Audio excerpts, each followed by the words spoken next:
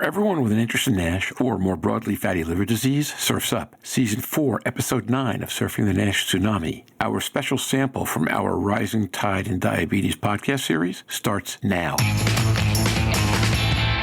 This week on Surfing the NASH Tsunami. As somebody who's leading an organization and telling everybody else that they should find out and be assessed for fatty liver disease if they have risk, that I should lead by example and do the same thing. So, looking at my own family history, that there's type 2 diabetes in the family, high cholesterol, high BMI, some have obesity, sleep apnea, a lot of indicators. The guidelines that we wrote were trying to keep it at the simplest, most basic testing, because primary care doctors have a big difficulties in this. And again, we have discouraged ultrasounds because ultrasounds are very operator dependent. They don't really quantify the amount of fat. I think the reasons why Ken has done a great job of putting up these guidelines and recommendations is so many people that are at risk and even have more risk than you for liver disease are not tested today. The big unmet need here is, in my clinic, I do see patients with cirrhosis for the first time in their life. FIT4 is not only diagnostic, but it is somewhat prognostic of 10-year mortality. And what's fascinating about it is that virtually all the 10-year liver mortality came from a FIT4 score of 2.7 or higher. But in an intermediate range between 1.35 and 2.7, that range is significantly predictive of cardiovascular mortality. In fact, almost as predictive of cardiovascular mortality over 10 years as the high score is. Jeff Lazarus, who's really involved in the public health aspects, he did an analysis and asked physicians, how do you use the cutoffs for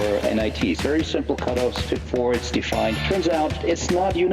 Physicians report using different cutoffs, and I think that adds to the confusion part. How do we hope to have people ask to be assessed and then not have the test available? The test is available, Roger, but if they have to actually fill out on the form that a hepatologist requested it. In advocating for patients in Canada, one big step you can take to support patients and this entire process will be to start advocating for AST to be included in standard batteries in Canada. That's where the strength of these tests come in. They empower the patients, they put them into the position to realize they're at risk for metabolic disease, and that's where you can action upon yourself. You've been empowered as a patient to do something and make potentially healthy choices to improve your metabolic risk.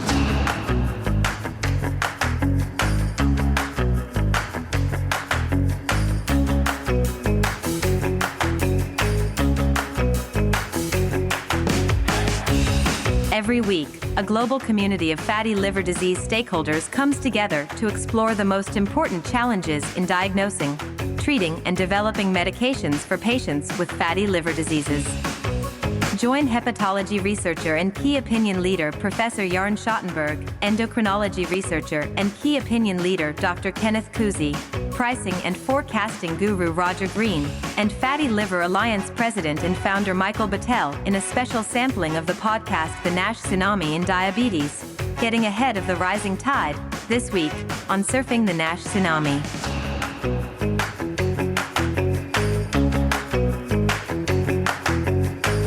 Hi, this is Roger Green, and welcome to Surfing the NASH Tsunami, Season 4, Episode 9. This week, we're going to do something a little different. As I mentioned from time to time, we have started a second podcast called The NASH Tsunami in Diabetes, Getting Ahead of the Rising Tide, which is targeted at frontline treaters of patients living with type 2 diabetes, obesity, or other metabolic diseases. Unlike NASH Tsunami, which is published through Buzzsprout and distributed widely through Apple, Spotify, Google, and an array of podcast distributors, Rising Tide is a subscription-only series. That means you need to provide identifying information to access its main episodes. The challenge is that NASH Tsunami listeners keep asking me, how do I get to hear Rising Tide to decide whether I would like to subscribe? Some ask because they're physician specialists looking for ways to educate treaters in their communities or institutions. Others listen or ask because they are frontline treaters themselves who stumbled upon Rising Tide and like the idea of it. And a third group consists of commercial executives in drug, device, or diagnostic companies or clinical trial or site management organizations who view Rising Tide as a possible place to advertise or to sponsor episodes. If you are in any of these groups, this episode is for you. Last October, we recorded and then did not release one Rising Tide pilot episode. In this episode, Fatty Liver Alliance founder and president Mike Battelle describes some of the challenges that he faced in having himself tested for NASH. The physician panel includes Dr. Kenneth Kuzi, probably the leading endocrinologist in the U.S. studying fatty liver disease, who is the co-host for the Rising Tide series. And the guest for the episode is Jarn Schottenberg, who was a guest at that time, but who you know is our co-host on NASH Tsunami. So, to give you a flavor of how Rising Tide is similar to NASH Tsunami Tsunami and how it is different and why you might like to subscribe. This episode is a 17-minute conversation incorporating a few sections from the unpublished Rising Tide episode with Mike Patel, Ken, and Jorn. We all hope you enjoy it. If after you're done you want to subscribe to Rising Tide, simply go to the surfingnash.com homepage and click the Rising Tide link on the top banner. You'll go to a page that offers two ways to subscribe to Rising Tide. And whether you choose the one episode or full experience option, you will become a subscriber. And if you want to learn more about sponsorship, just contact me directly at roger.green@surfingnash.com. And now for our abbreviated episode. I'll be back with a very abbreviated business section at the end, and I hope you enjoy it.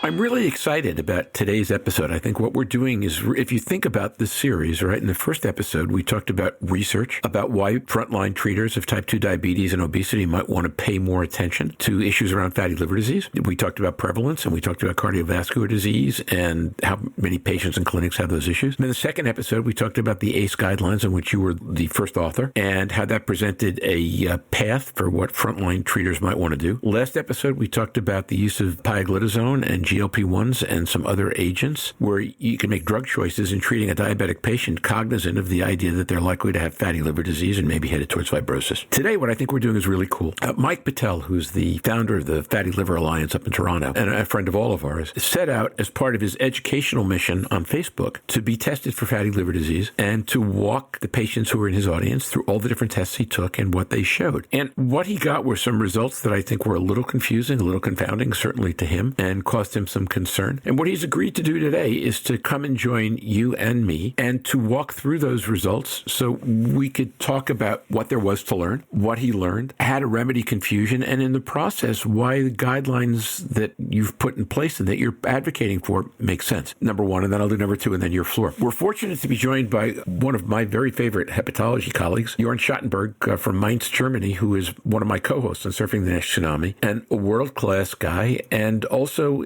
involved in public health and clinical care pathway development through his work with Jeff Lazarus in Europe. So I think we're in for a really great episode today. Ken Kusi. Yeah, I'm excited. I think that this is going to be something really where we bring everything we talked about to the real world, to a patient who's gone through the anxiety and several tests that don't align themselves. And I have to say, Roger, that the effort that we did with a number of endocrinologists and the American Association of Clinical Endocrinologists guidelines that we presented in May, co-sponsored by the American Association for the Study of Liver Disease, Dr. Rinella, Dr. Yanusi, and others, it really highlights the importance of going from simple to more complex in the management. Because different choices, you can spend a lot of money, go under a lot of unnecessary anxiety. This can be completely avoided if the patient knows what is the pathway, that if their doctors know. So this is a message for primary care doctors, for endocrinologists, and for gastroenterologists and hepatologists to be on the receiving end of these referrals. So we are excited.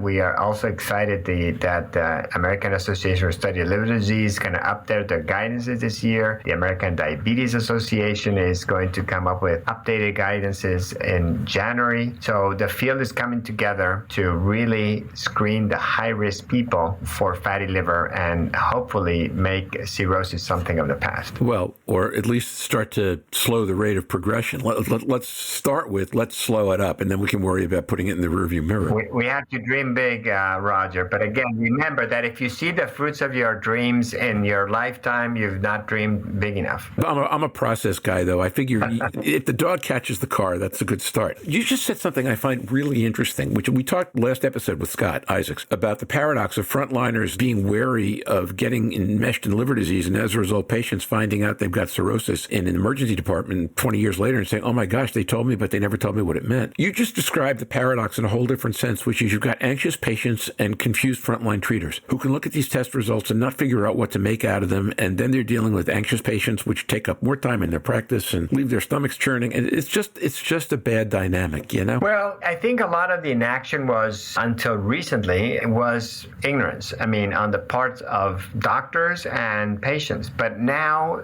we're talking about it and it's out there. So So it's inevitable that you have to do something with it. With this bomb coming to our laps, we just need to be smart, accept that it's a reality, and do the best way to take care of it. And it's rather simple. Since people who are overweight or obese and with type 2 diabetes bear the brunt of the disease, it's good for them to know that with lifestyle changes and medications that are available that have not been available until just 10, 20 years ago, we have medications today that combined with lifestyle can resolve the inflammation in the liver in 50 or 60% of the patients. So again, when we talk about semaglutide and other GLP-1 receptor agonists, when we talk about pioglitazone, these are drugs that are available that your doctor knows how to prescribe and that can change not only your liver, but can change your chances of developing diabetes or treat your diabetes and prevent your chance of cardiovascular disease. So there's a lot of good things that can happen from this. And I'm really excited. It's a unique time, and I think patients and doctors should be very excited too. I think they are. As always, my friend, I can't say it any better or any more strongly than you just did. So why don't we have Jorn and Mike join us, and we'll dive into today's episode, okay? Let's go for it. Here we go.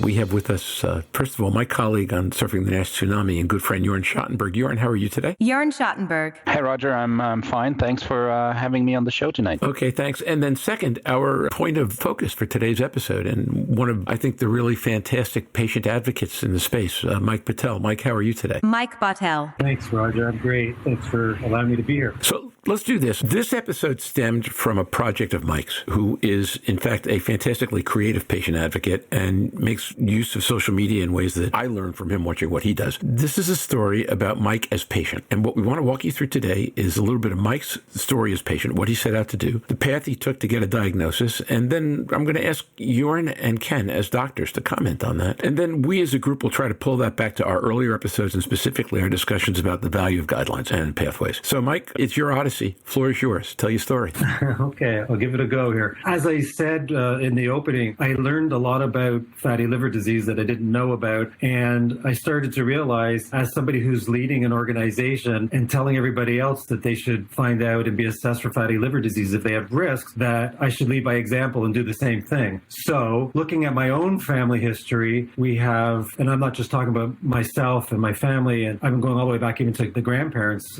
level, that there's type 2 diabetes in the family, high cholesterol, high BMI, some have obesity, sleep apnea. I mean, a lot of indicators. And here I am telling everybody else that they should get assessed, and I didn't do myself. My journey started, we have a board of directors, and one of them is a family practice physician and has a specialty in liver. And so I asked her to assess me for fatty liver disease because my own primary care doctor never did. I had the regular panel of tests every year, like most people do annually, but AST was not one of the tests that I ever had done because it's not part of the normal panel in Canada. And you can get it, but you have to say that a specialist recommended that the patient gets that. And so that never happened for me. I mean, in fairness, I never specifically went to my doctor and said, hey, I want to be tested for fatty liver disease, which I would do now. But since I had the connections to do it, I went about it another way with another family practice physician. I started with the first one that became available to me. And I'll just briefly, I'll go through them and then I'll pass it back to you guys. But I had an opportunity for one non-invasive diagnostic test made by Fibrognostics called LiverFast. And they offered it to me as a sample to try it because of my position leading Fatty Liver Alliance. I said, sure. So I did that. I got those results back and they came back normal for activity and fibrosis and steatosis, a little bit of liver fat, but it was still normal. The physician did a FIB4 for me. It came back indeterminate. It was 1.71 and the physicians can comment on that. Then I went and had an ultrasound. They did not find any liver with the ultrasound. And then I had, with one of the clinics that I know, a FibroScan. And that's, for me, was the absolute most confusing part of the whole thing because although it showed no fibrosis, it was 3.9.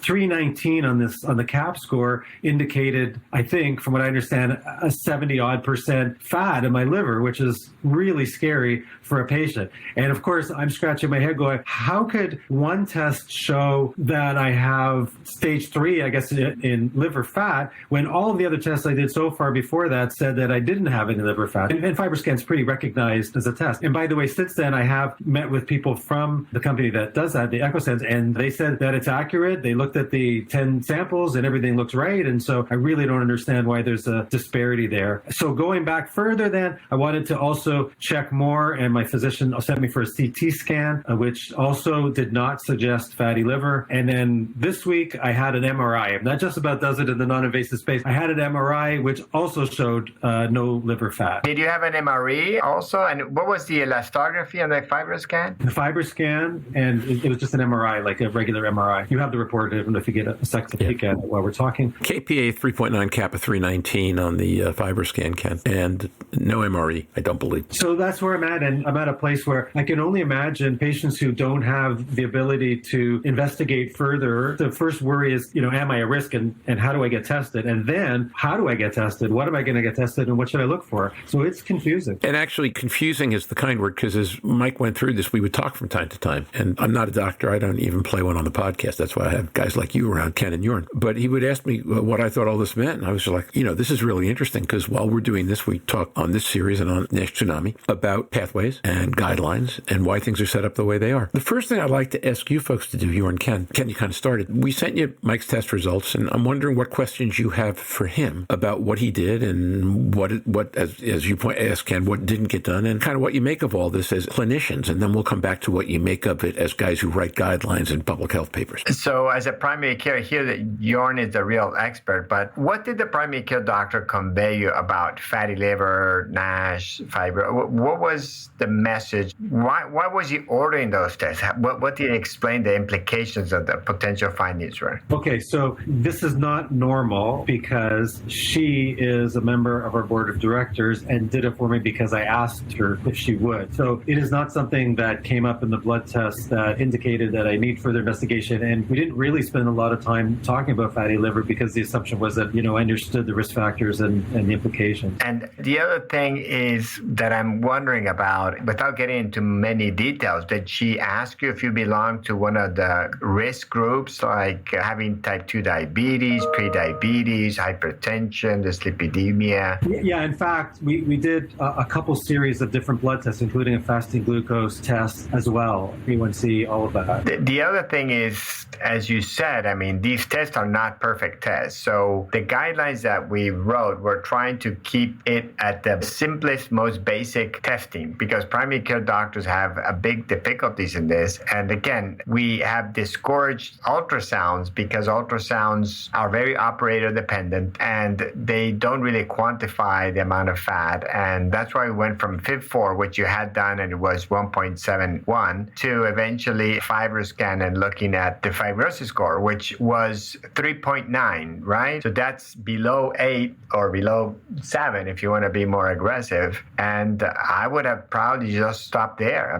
Say if the test is done in a reliable center, that you don't have fibrosis, you may have fat, and this might promote you to do exercise. But again, you went further and the CT says there's no fat. But to be honest, the test is not the test that measures fat. It's just a morphological CT scan, and the CT only detects fat relative to the spleen. So it's a relative test. So it's not also the best unless it had MRPDF. I think probably your primary care doctor should have worked with a hepatologist to sort all this out, because there are several layers of test, and because of the complexity, we don't want the primary care doctors ordering many tests. Jorn, how do you see it? How do you work in your institution in this situation? Thank you, Anna. That was a perfect segue to loop in the hepatologist here. And Michael, thanks for sharing your story. And, I sense some confusions around the results of the test. This is one of the areas where testing can do harm. Obviously, you use resources if you do consecutive tests, and I think that's where guidelines and referral pathways really are needed to help and support. But then on the other hand, every clinical decision is very personal, and there's always good rationale to do this or that test based on risk factors. Kenneth alluded to some of those. I think you have a family history of metabolic risk factors. If I understood it right, also a slightly increased fasting glucose with an A1C in the 6-ish something. Not diabetes, but not perfectly normal. So in guidelines, as Kenneth said, you would have been recommended to undergo screening because you have risk factors, albeit mild risk factors. But with Kenneth, if you go through the lines and you see the transient elastography, which is a very practical and widely available test, you don't have advanced fibrosis. So for me as a hepatologist, that's almost the end of the story, because I would tell you that albeit fatty liver, and we can even say, well, the tests are divergent, so maybe there is or maybe there's not fat. You don't have scarring in your liver, and you turned the age you've turned without accumulating scar in the liver. And I would highlight that there is no increase in risk in terms of liver disease for you. On the other hand, if we take the results of the CAP and highlight that you have fatty liver disease, then the hepatologist is also not the best person to talk to, because it doesn't link to liver outcomes, but it does predict, your chance of developing diabetes and complications of diabetes. A physician like Kenneth or your educated primary care physician, that's exactly the right type of physicians you have to talk to. That's where the strength of these tests come in. They empower the patients. They put them into the position to realize they're at risk for metabolic disease, and that's where you can action upon yourself. You have been empowered as a patient to do something and make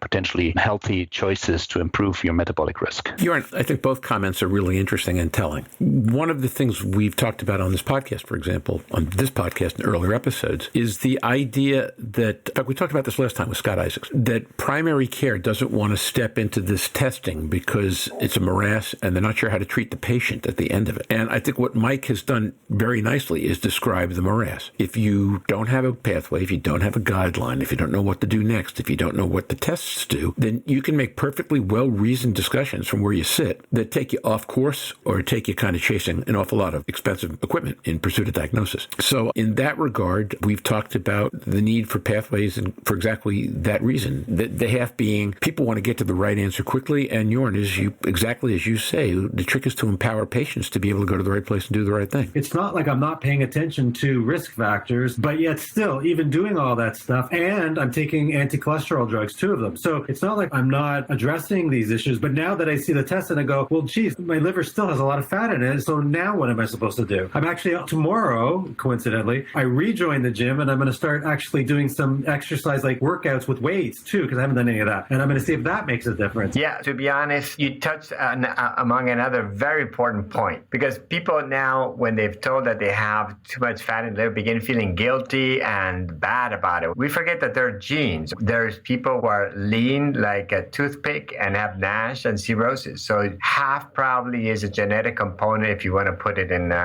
broad terms, and half are your habits. Some people get the right genes and gain a lot of weight and do poor lifestyle changes. They'll get probably a fatty liver. Others do all the right choices and will have fatty liver. So remember this interaction. Did one or both of your parents have type 2 diabetes? Well, my mother passed away when I was like 5.5, so I don't know. My father has type 2 diabetes. If you have one parent with type 2 diabetes, your chances of having type 2 diabetes or insulin resistance are like 30-40%. If you have both, it's like 70 to 80%. So for your peace of mind, what you may want to do is clarify with the right test that your hepatologist would indicate to put all this to rest. But the key thing is that there shouldn't be shame, guilt, or whatever if you discover in a screen that you have fatty liver, because there is an interaction of genes independent of anything else that you can do. And now for the Season 4, Episode 9 Business Report. Slava Ukraini, Heroyam Slava, Glory to Ukraine. As befits the shorter episode, this is an abbreviated business report. However, given how we discuss the war in Ukraine every week, I thought even on this abbreviated week, I want to recognize the courage and statesmanship it took for President Biden to travel to Kyiv this week, and to note that Friday will mark the 2nd year of this insane, unjust invasion. Because this week is an abbreviated episode, we will play music from Mississippi Mick Colassa next week, along with information on how to donate to Mick's fundraiser for Chef Jose Andres and his World Kitchen. Again, I say, Slava Ukraini. Did you like this episode? Here's how to subscribe to Rising Tide. If you like what you heard, come subscribe to NASH Tsunami and Diabetes, Getting Ahead of the Rising Tide. As I mentioned at the beginning of this episode, to do so, simply go to the surfingnash.com homepage, click the Rising Tide link on the top banner. You go to a page that offers 2 ways to subscribe to Rising Tide, and whether you choose the 1 episode or full experience option, you will become a subscriber. And if you want to learn more about sponsorship, just contact me directly at rogergreen@surfingnash.com. This week will be a test of download durability. As I record this 21 days into February, we are over 8,000 downloads and already the 6th largest month ever, despite being in February and having another week to go. We've never averaged more than 310 downloads a day for an entire month, and that was the only time we were over 300. Through last night, this month it averaged 400. If this week gets a reasonable number of downloads, we will break the one-month record despite being the shortest month of the year and using this sampler as an episode. This weekend, the vault will be a surprise. To keep this as short and focused as possible, there will be no vault description today. You'll just have to check over the weekend to see what we've got for you. And with that, I'm off. Thanks to Jake, Magic Mike, and Eric for helping to get this episode out the door, and to Ken, Jorn, and the fantastic Mike Patel for recording the episode from which this conversation came. Next week, we will be discussing pediatric and adolescent fatty liver disease with Jorn, Louise, Naeem Al-Khoury, and 2 first-time guests, Doctors Rohit Kohli and Miriam Voss. Until then, make sure to let us know how you feel about rising tide. Stay safe, surf on. We'll see you on the podcast next week. Bye-bye now. Have any questions for the surfers or a topic you would like us to cover in a future episode? Please write to questions@surfingnash.com. We'll answer your questions either on the podcast or the website, and we'll schedule a call or video conference to discuss your episode idea.